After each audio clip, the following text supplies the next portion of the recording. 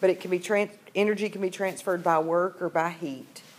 The symbol for work is a lowercase cursive W, and the symbol for heat is a lowercase cursive Q. I know that's not intuitive, but that's what it is.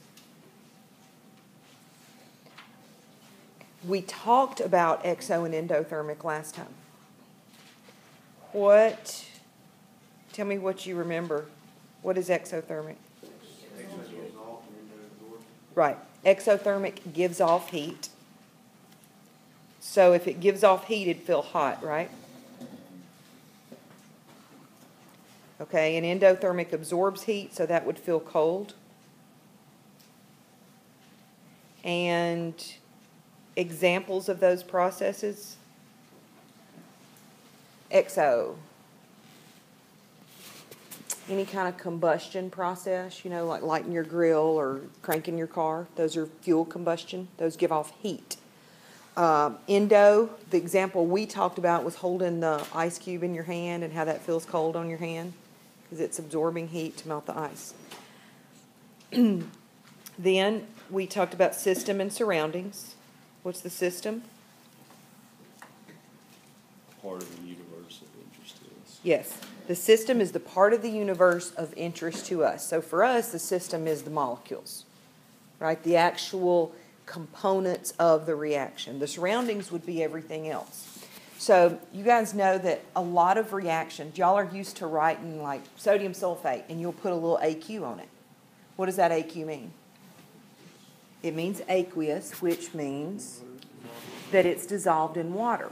So what you should realize is that the water it's dissolved in, that is actually part of the surroundings. Okay? So you can measure, you can have like things dissolved in water. Y'all will do this next week in lab. And when you mix them, you can monitor the temperature of what happens when it mixes. And y'all have seen that in lab. There's been a couple of times where you put things in solution and you felt the beaker and it was getting hot. Well, that was what you were feeling was the water, the surroundings warming up. So that meant that those chemical components were giving heat off to the surroundings because, as you just said here, that's exothermic, right? It gives off heat. So when you're dealing with reactions in aqueous solutions, the water that it's dissolved in, that's part of the surroundings. And that's what we'll do in lab next week is you guys are actually going to monitor the temperature and record the temperature change and then in turn calculate heat. Because heat, Q, is obviously not the same as temperature because what's the symbol for temperature? Not units, but the symbol. Isn't it usually T in a formula? Isn't temperature... Y'all have seen formulas where you had like volume V and temperature T. So see, temperature and heat are not the same thing. You can use a change in temperature to measure the amount of heat that's being transferred. Okay? Not mentioned is the units of energy. Do y'all know what kind of units are used for energy? Joules. The units for energy are joules.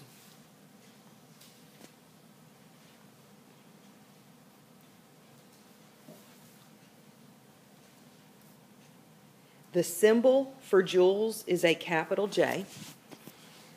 A lot of times you're going to see energy reported in terms of kilojoules. Okay? How would a joule, I probably shouldn't write that, and a kilojoule, how would those relate to each other?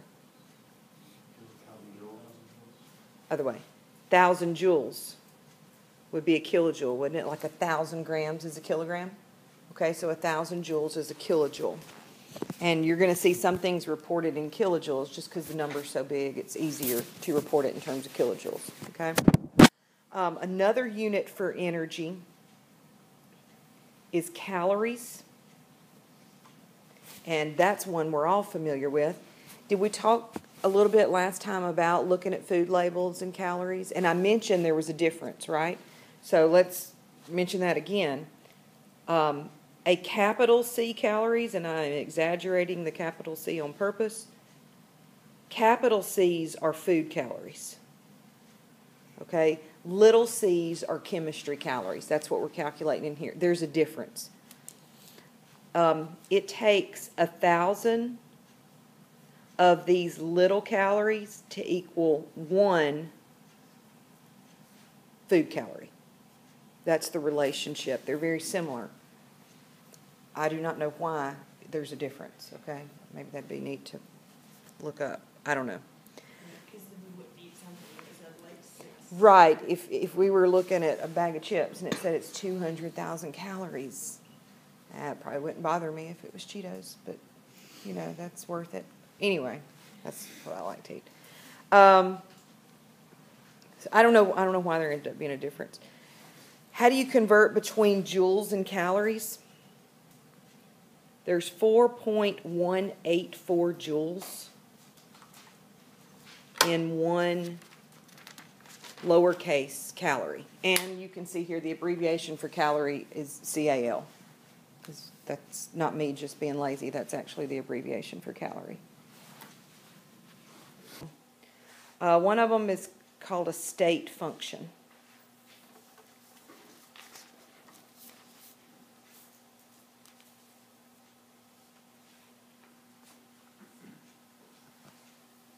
A state function is a property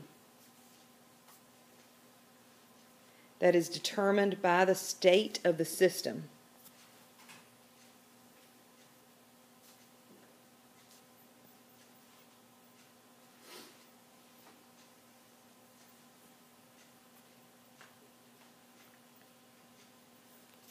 And it's regardless of how that state was achieved.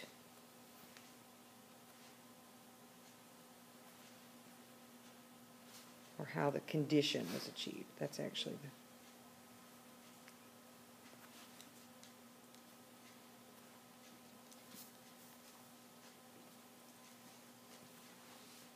So, state function depends on path. Things like, in that example of going up from the first floor to the 5th floor, the change in floors, that'd be a state function. In lab, y'all have been, this week even, using the burettes, you know, and you take the initial volume and the final volume and you just take the difference. Volume is a state function. The amount of energy required for something, E is energy. Energy is a state function. Things that we said are not state functions, we said time. Time is not a state function because the time it takes us to get from the 1st floor to the 5th floor depends on whether we ride the elevator or climb the stairs or climb up the outside of the building. We said that the work required to get from the 1st to the 5th floor, that would depend on how we did it. So work is not a state function. W. How are you going to know the difference? There's a really easy way to know the difference between things that are state functions, these are just some examples, and things that are not. Capital letters. Exactly. If the symbol is a capital letter, it's a state function. If it's a lowercase letter, it's not a state function. But now you understand a little bit more about what a state function means. Okay?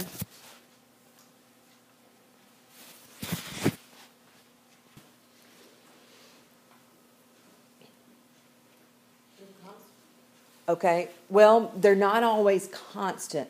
But if something's a state function, if we know where we start, 1st floor, and we know where we end up, 5th floor, then we can just figure out the change in our floors. So when you have state functions, what you will calculate are changes in the states. And you guys are probably familiar with changes in chemical formulas. What's the symbol you use when you're measuring a change in something? Haven't you seen delta? Yeah, for change in. So like in lab, y'all, when you do your titrations, aren't y'all calculating a change in volume? Isn't that delta V? That's another way of saying change in volume, right?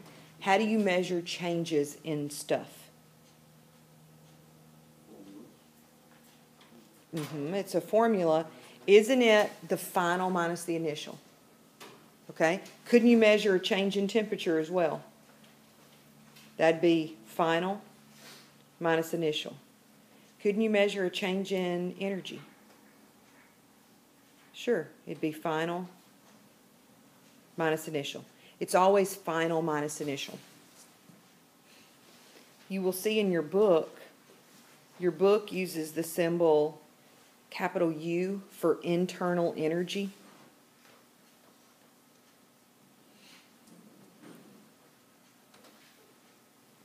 And you would measure a change in internal energy by saying the final energy minus the initial energy.